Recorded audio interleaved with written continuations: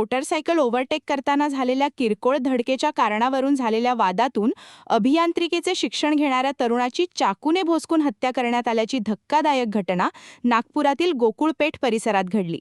या प्रकरणात अंबाझरी पोलिसांनी 2 आरोपींना ताब्यात घेतले असून त्यामध्ये एका अल्पवयीन मुलाचाही समावेश आहे।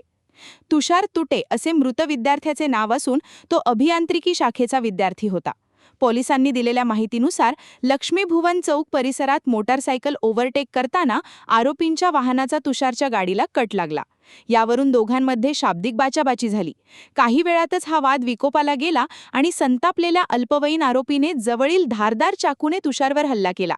या हल्ल्यात गंभीर जखमी झालेल्या तुषारला तातडीने रुग्णालयात दाखल करण्यात आले, मात्र उपचारादरम्यान डॉक्टरांनी त्याला मृत घोषित केले। घटनेची माहिती मिळताच तुषारच्या कुटुंबियांनी रुग्णालयात धाव घेतली। मुलाच्या मृत्यूमुळे कुटुंबियांवर दुःखाचा डोंगर कोसळला असून आरोपींना कठोर शिक्षा करण्याची मागणी नातेवाईकांनी केली आहे। दरम्यान अंबाझरी पोलिसांनी तत्काळ कारवाई करत दोन्ही आरोपींना ताब्यात घेतले आहे। या प्रकरणी गुन्हा दाखल करण्यात आला असून आरोपींना न्यायालयात हजर करण्यात येणार आहे। वरिष्ठ पोलीस निरीक्षक वी.दा. गोडबोले यांच्या मार्गदर्शनाखाली पुढील तपास सुरू आहे।